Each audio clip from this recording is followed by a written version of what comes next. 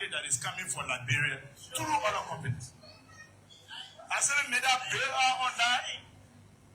Instead, they call lawmakers to. I wrote a communication to the Senate. Assembly made that is currently undergoing scrutiny and hearing. But matter of fact, they are still on oath. Assembly made that have the guts to call other senators and representatives to undermine the ongoing hearing that I wrote the Liberian Senate for, because they don't want to do the right thing. I grew up right here in Bunadi. I appreciate all. Yeah, I wore oil on the tree trap. Nimba County Senator Nimini Bati, that's Nimba County Senator Yan Twayan responding to his colleague's recent visit to ArcelorMittal, and he says they've remained silent on the outcome of their trip, even as the visit triggered sharp criticism from fellow lawmakers. At the ULAA conference, keynote speaker Dr. Joe Wulu inspired Liberians in the diaspora to make education the bedrock of the nation's progress. He urged investments and partnership to empower the next generation. Here is Dr. Wulu speaking. We gathered under the theme, Advancing Liberia's Growth Through Diaspora Investment on Education in Liberia. This is not just a theme, it is a call to action. It is a challenge for the Liberian diaspora communities. It is a reminder that Liberia's future will be shaped by what we, sons and daughters of the Liberian diaspora communities, are willing to invest in Liberia today. If there is a catchphrase to remember from my presentation, it is the urge unto us saying, enhance Liberia diaspora, educate Liberia, elevate Liberia. Our presence here today exemplifies our shared love for Liberia, a nation whose story is both rich with promise and marked by struggle. And it is precisely because of that story that we are here to turn dreams into reality for Liberia through the power of diaspora engagement, education, investment, trade, etc. Let me digress for a moment and reflect on the power of the diaspora.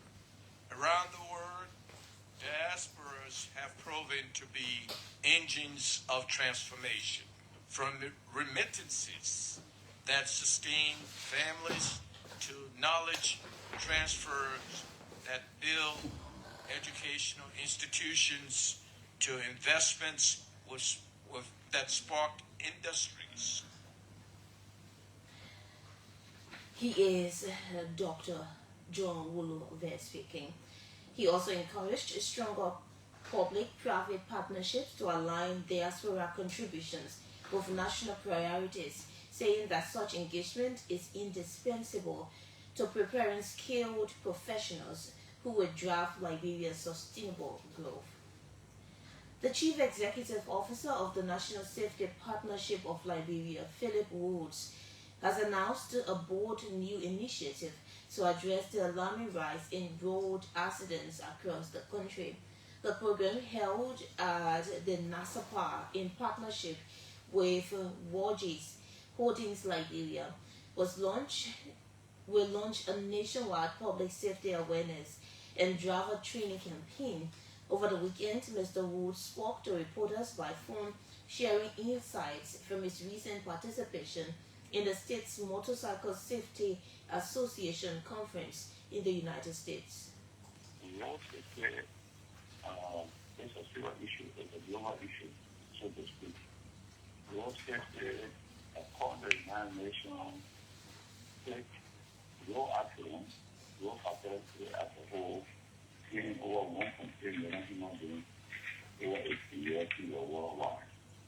And Liberia is no exception. Since 2005, Liberian began stability. So our being in the states is outside of a fire zone, basic knowledge comprehensive road safety program for Liberia. That's what I mean. It is not the military alone that apply the streets and how it is for Liberia. You have the directions, you have user operators, and military are all, drive up and down the streets of Liberia.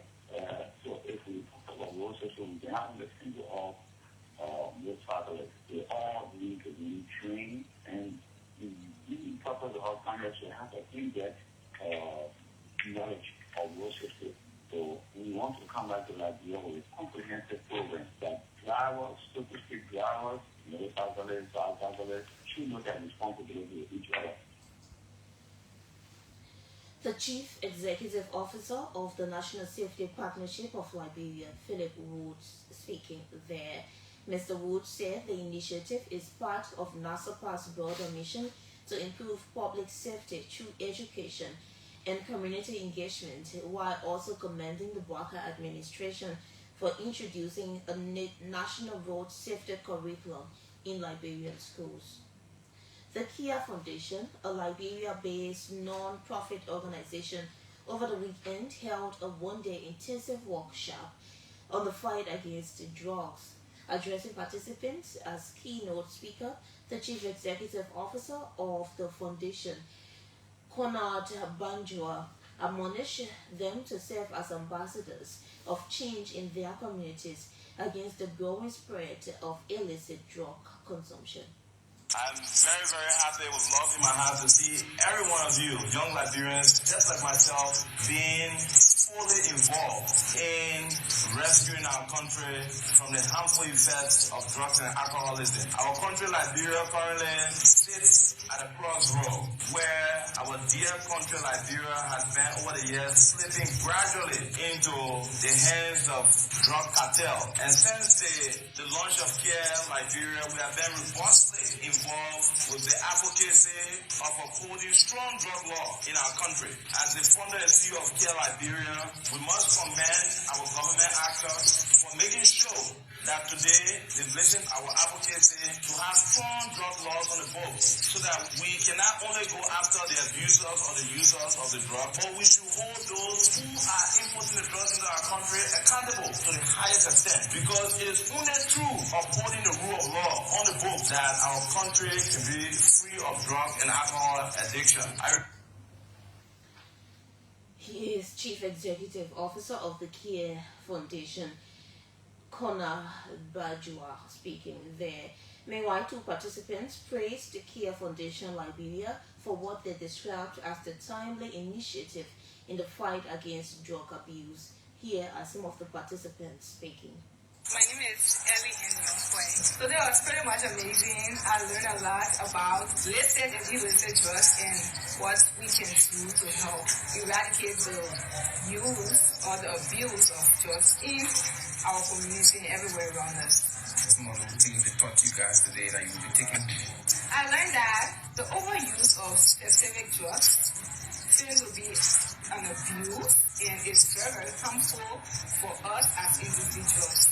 In the community, I found out that there are a lot of people that are abusing drugs, and it is harmful for we that live in the community because they tend to steal from us, they tend to do a lot of things that ain't necessary. So now as ambassador, I will go and make an impact, talk to them, and tell them what to do and what not to do, and see if we can draw them from their habits to be able to be healthy. Thank you to Care for hosting this workshop, and this whole organization is very, very helpful for everyone around, for the whole country, because little by little, as we recruit and we reach out there to talk to people, Liberians can get better.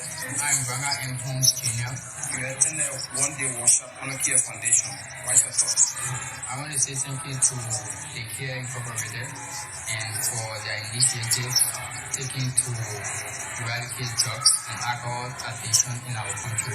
Personally, I have a lot of friends or relatives that are abusing drugs, the illicit drugs, and also alcohol. So most often when we are together, the same way we usually do, like maybe you can take a sip, you can try this, nothing happening, it's just to relax yourself and make yourself feel free.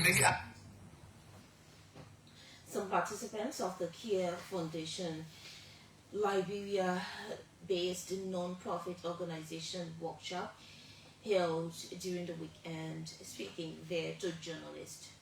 The Liberia National Red Cross Society, with support from ECOWAS, is set to begin direct cash transfers to more than 1,800 disaster-affected families across 4 counties.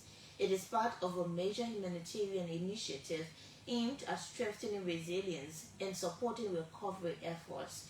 Here is Red Cross Secretary General Gregory Blamo explaining more at a news conference. The project is valued at $725,000, as we have said, targeting a minimum of 1,000.